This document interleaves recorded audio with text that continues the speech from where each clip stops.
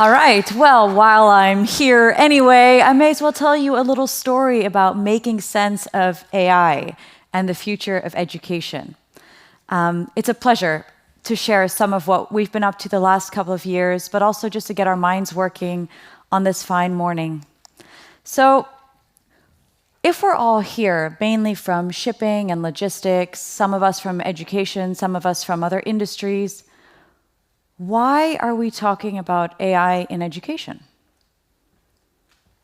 Well, the answer really is quite simple, and when Adrian and I were talking about how to structure the day and this morning, it really is because so many of us are passionate about learning, but also AI and education really do affect us both very, very much.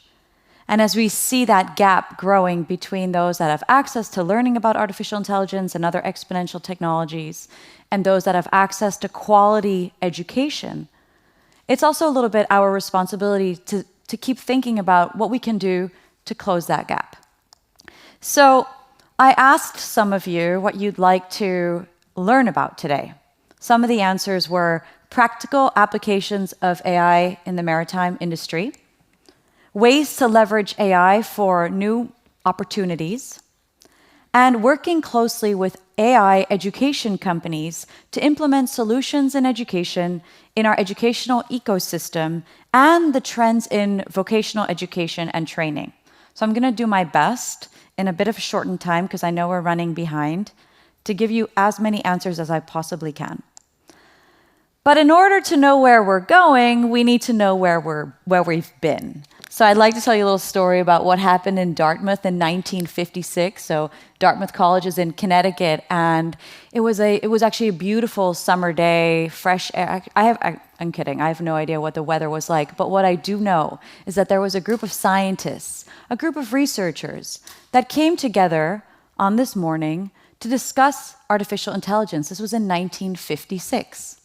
And really, the objective of their get-together was to figure out how to create machines that could act and think and be intelligent like humans. That was the objective. So these individuals, John McCarthy, Marvin Minsky, Claude Shannon, and Nathaniel Rochester, don't worry, you don't have to memorize them, it's not a test. But they came together to do this, and they had 4 objectives. They wanted to help and see if they could get machines to use language.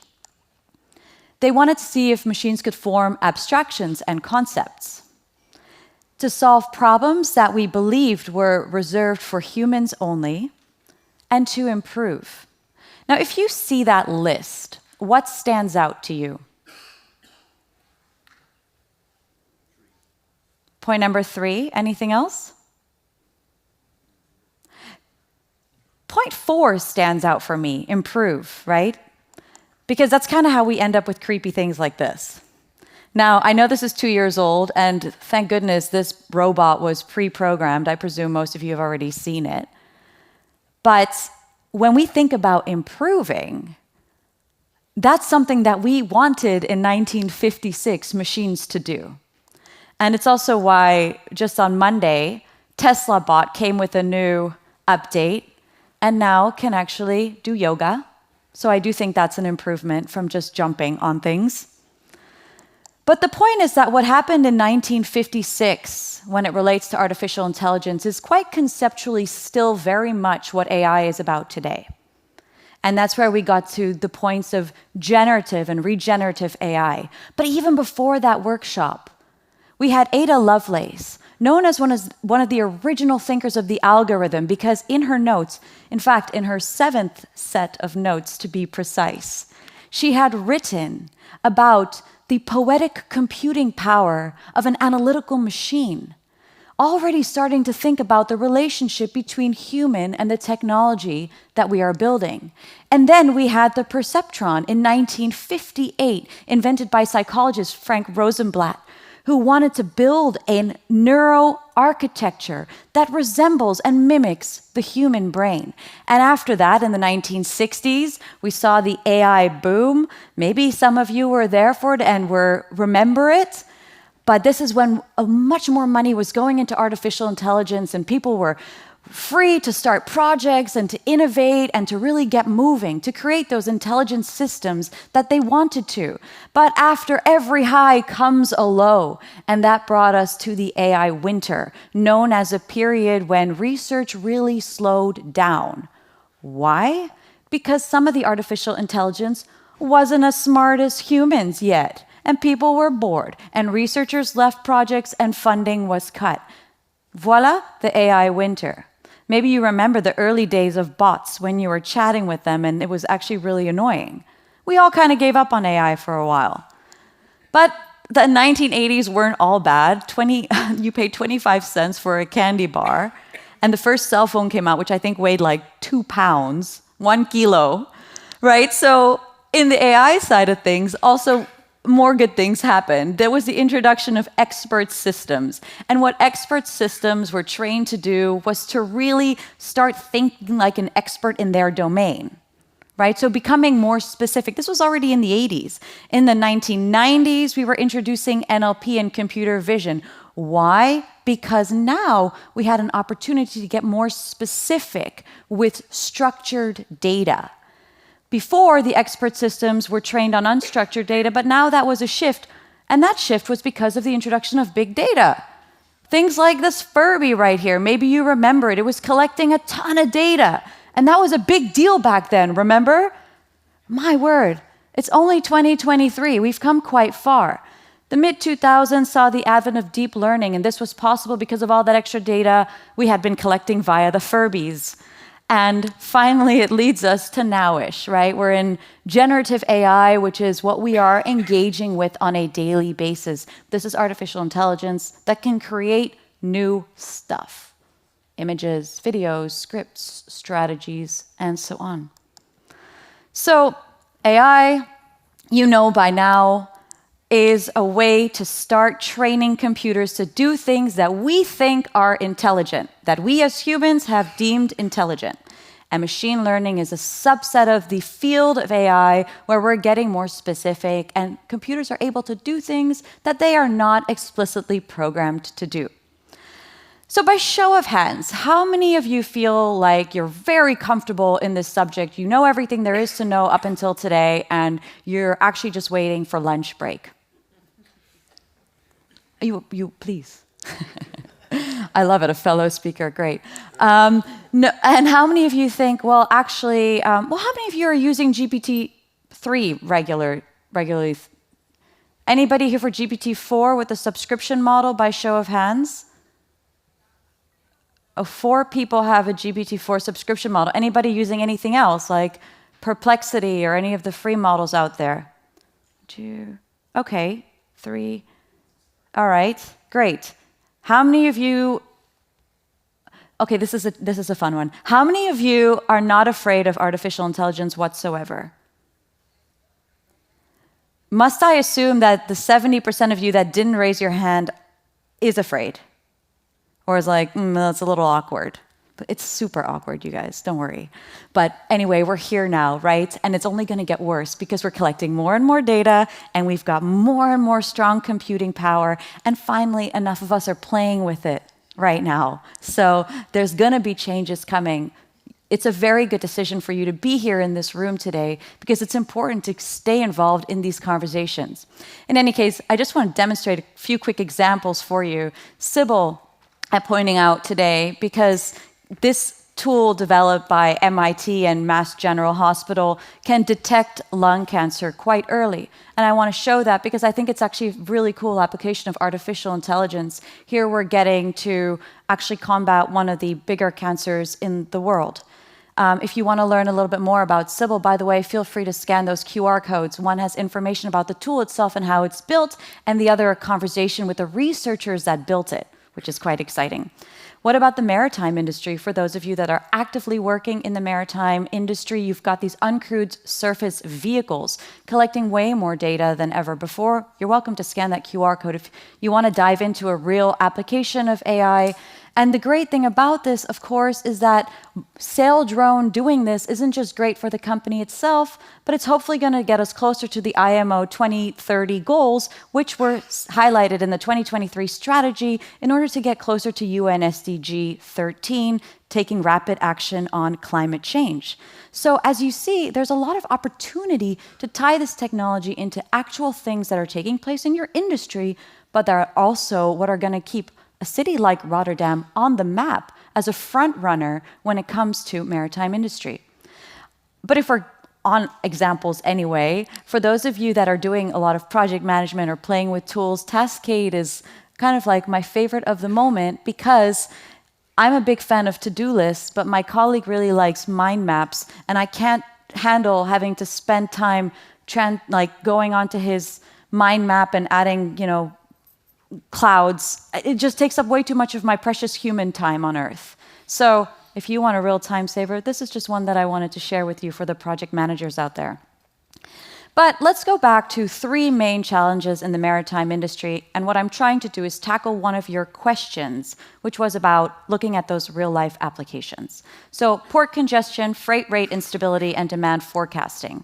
Now, I'm already just going to give you a gift here. If you want to look at real applications, please go ahead and scan those QR codes, because those are companies that are using not just AI, different types of technologies as well, right? Because we're looking at a collective of technology here to solve some problems like port congestion. Currently, a boat is often at port for 6 days. It is down from an average during COVID, which was 42, but it's still a long time, right? And we have at our fingertips today the technology that can help us do that. Now, if you're already working with some of these, or if you just want to do the research to get inspired on what it is that you can bring back to your company, it's always good to familiarize yourself with what's going on out there.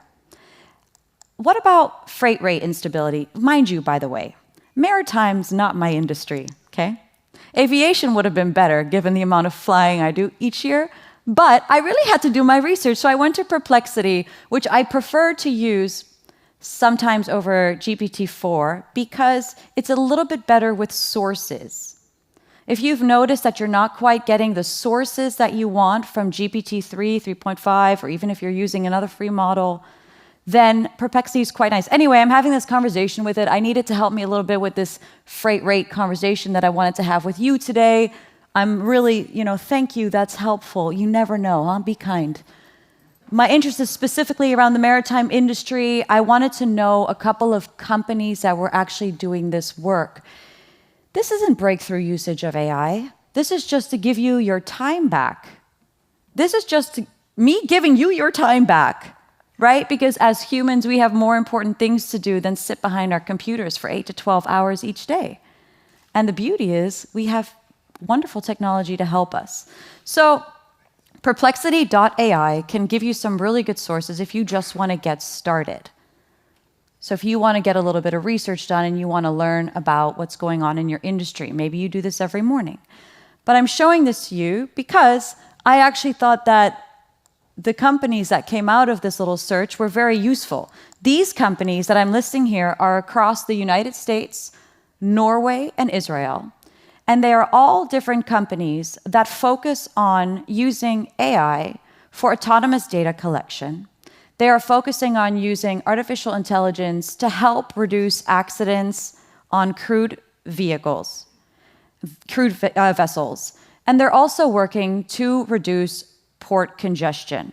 Again, you might be familiar with them, but by show of people scanning the QR codes, it feels like it's very useful for you at the same time, which is great.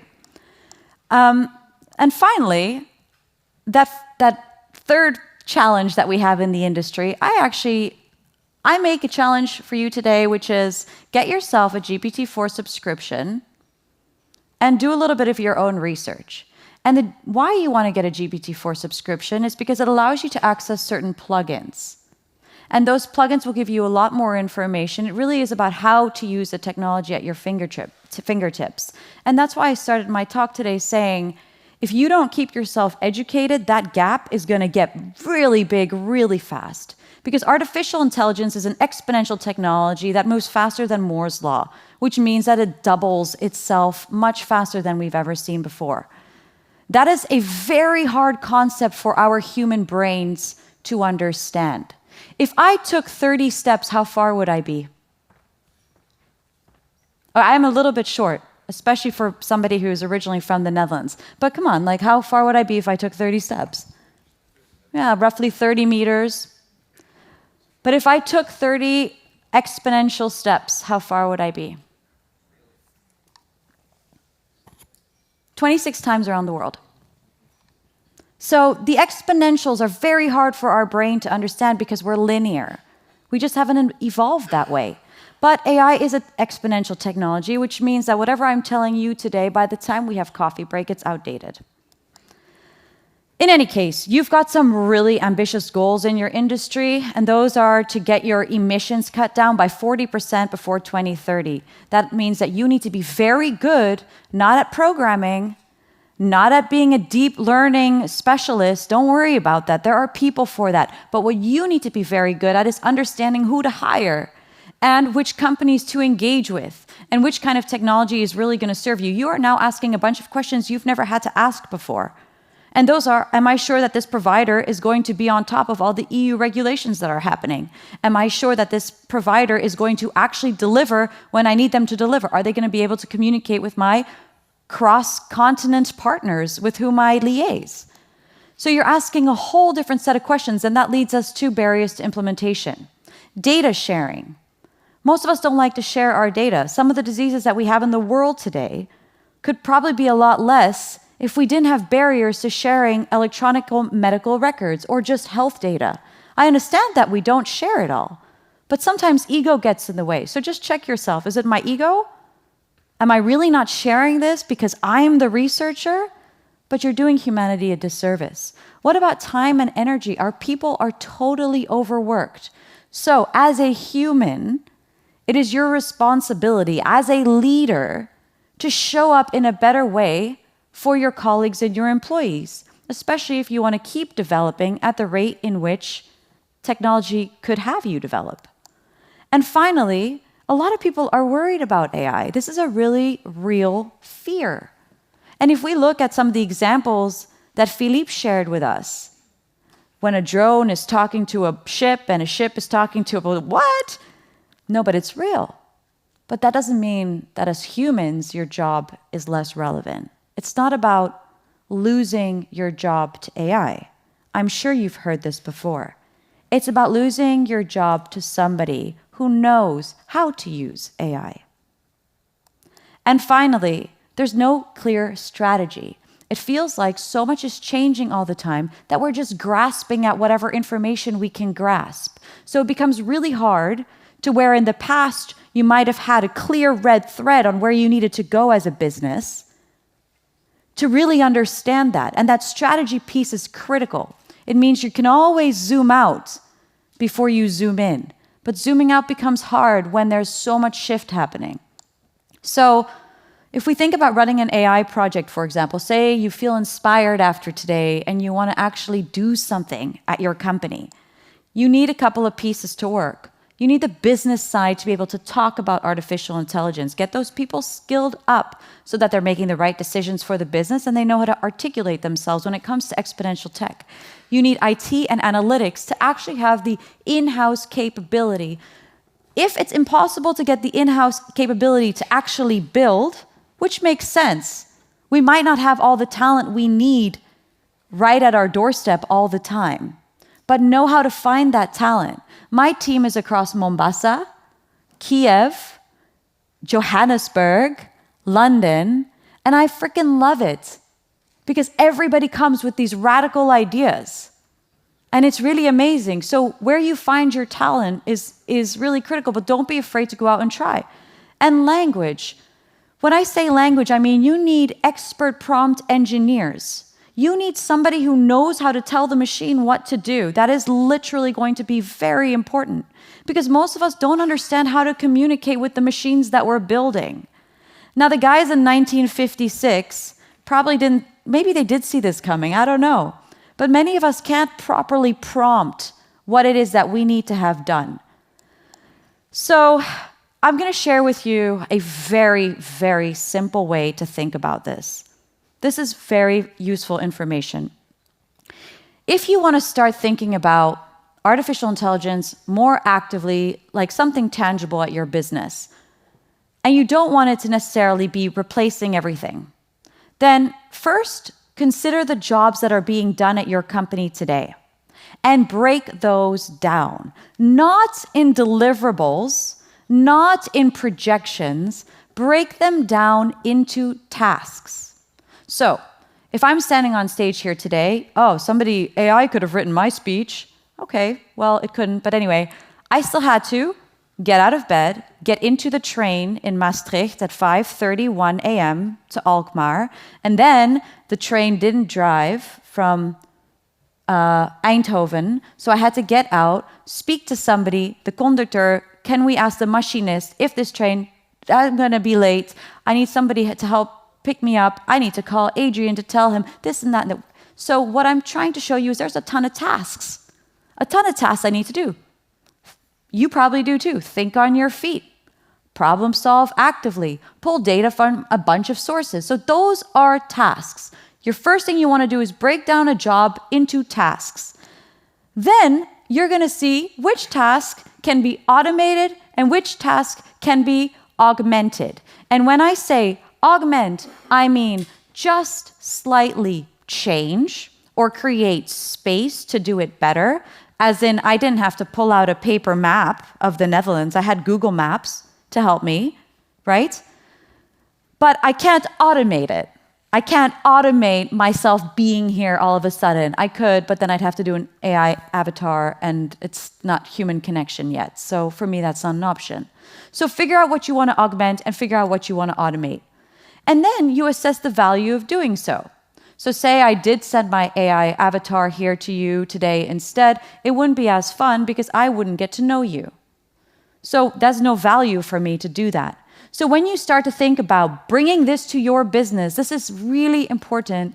Think of tasks, think of what you augment and automate, and then assess the value in doing so. This will help your brain see a more clear strategy when it comes to implementing artificial intelligence. I learned some of this from Andrew, who I met at a conference in March last year. I was too shy to take a picture with him, but he's awesome. Follow some of his courses if you like. Andrew breaks down the example of programmers, right? Because everybody's like, well, computers are just going to program for us. That's true. If you think that the only task a programmer does is write code. But a programmer does a bunch of stuff. And for example, number 3 might be hard right now for artificial intelligence to do. Maybe you would struggle speaking to somebody in Mombasa and somebody in Kiev with the right amounts of empathy and understanding, right? So when you start to look at it that way, it becomes a lot less scary and it becomes a lot more consumable.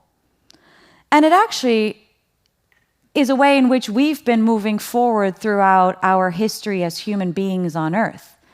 I'll explain to you what I mean with that. The Turing trap, I'm sure you've heard the name Turing, but the Turing trap basically comes back to this idea, which I kind of alluded to at the beginning of my talk, that we want to build machines that are as intelligent as humans, which to me is a little bit ironic. Because one, why are we holding humans as the pinnacle of intelligence? Right? That's a philosophy conversation we can have another day, but that's a pretty bold assumption. Anyway, we'll let it slide. But still, what the Turing trap says is that we need to carefully consider whether we are automating or augmenting. 40% of people in jobs today from the 1940s, those jobs didn't exist. Why? Because we were constantly augmenting and automating in the right places. That means that you're able to create new jobs based on what you are now able to automate.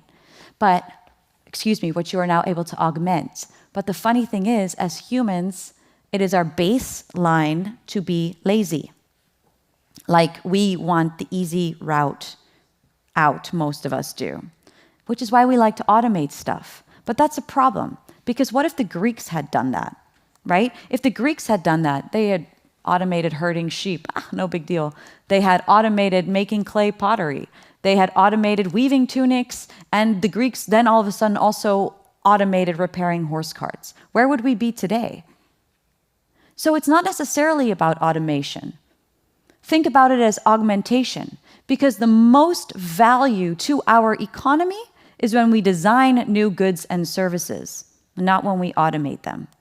So let's go back to the questions that you had, that you wanted to learn about today. Practical applications of AI in the maritime industry. You had the QR codes and Sail Drone as examples. Ways to leverage AI for innovation and opportunities. Well, get your head straight on your strategy. Start figuring out what the tasks are that you want to replace, and then look at whether you're augmenting or automating and do so accordingly. So I'd like to check that one off the box, but you had one more, which was to work closely with AI education companies. I understand many of you are passionate about learning, as am I. So the first thing we want to know is that we don't want to teach anybody to be a machine. It is not appealing. What is appealing is to be human in our most vibrant, full, energetic, creative, curious way. So that's the basis. And for the last 4 or 5 years, I've been working on this very deeply with my team. I grew up in 15 countries. I've traveled to over 100. I am originally from the Netherlands, but I got stuck here during Corona. I didn't actually mean to live here. Can you imagine the culture shock? It's like all of a sudden you're like, am I here? So I just bought a house and started a new life. And in that, I learned that one of my skills is adaptability and the ability to connect and really genuinely caring. So really starting to think about these models of education that are why why we feel good on some days. What's our mindset like? What are we really teaching people? What are we really teaching people? Because in this education revolution, we can ask those questions. So the 21st century skills are a beautiful framework for you to start doing that. And if you're interested in education and also wondering about which skills are going to be most important as we increasingly automate a lot of what humans are doing now, I'll bring that back up. Then consider these, because in our case, this is what we've designed our educational modeling on.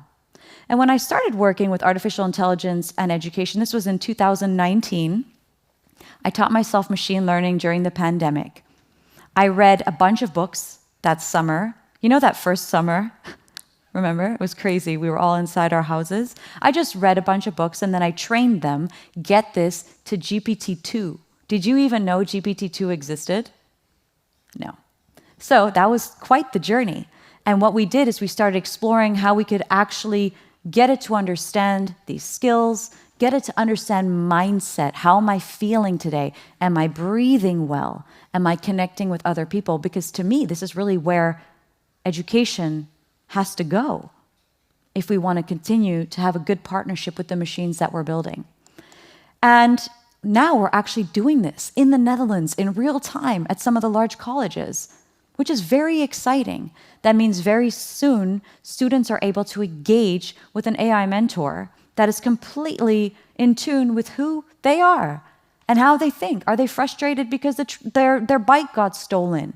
Or are they in a good mood because it's summer vacation? Whatever. But understanding that is a cycle of humanity as well. And the process is key here, right? Because you always want to know your process so that you can explain your tasks later to a computer to help you automate them. So in our case, key informant interviews have to be done by a human. Workshops, much more fun with humans. Data gathering, great for a machine. Student upskilling, pretty good for people to do. Teacher upskilling, that could go either way. But so really start to think about what it is that you're doing in each process every day. So we ended up here where we kept on building. We have a platform where students can engage with a personalized artificial intelligence mentor that takes into account their mindset, that takes into account how they like to learn, that is focused on the United Nations Sustainable Development Goals. And ultimately, so that you don't have to sit there with a CV that only represents 5% of who you really are. So it's a very exciting time. And just by point of reference, South Korea by 2025 is aiming for every student to have an AI mentor. And I'm hoping we can maybe do that faster in the Netherlands, but we shall see. As a leader today, do a couple of things for yourself. Understand curricula. So understand what it is you want to teach, what it is you want to learn, and the skills that your teams need in the future. And it's not just AI, it's understanding how to engage with multiple exponential technologies. Get clear on tasks. Don't overwhelm your brain. Just figure out the 10 steps it takes to get something done. Make it simple for yourself. And go at your own pace. This sounds counterintuitive, but speeding yourself up or feeling like you're behind won't help you get ahead. Employee upskilling, bring your teams along. Leadership upskilling, don't be afraid to learn and sit around the table with the right people who can help you learn. And keep breathing. So now I feel like I've also checked this last box by giving you an example of how we're actually implementing AI in the Netherlands today, which is super exciting. Because I've noticed, upon returning to Europe, I grew up in countries like the United Arab Emirates, South Africa, South Sudan, Eritrea, Senegal, Brazil, Bangladesh. When I got back to the Netherlands, people here talk a lot. Lots of discussions and, councils, but just roll up your sleeves and do some stuff. So I wanted to show you that today because it's actually really a demonstration of what's happening in classrooms.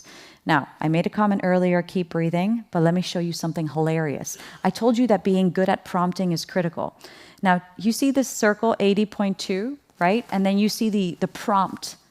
Take a deep breath and work on this problem step by step. When that was said to a large language model, it performed better. Finally, bear in mind that you will run into policy changes from the EU. There's a lot of updates happening now. I didn't go into it today because personally I don't find it that interesting, but it is very important. Okay, it's very, very important. So just stay on top of it. And please scan this QR code if you wish to get in touch with me, which I hope you do. Thank you so much.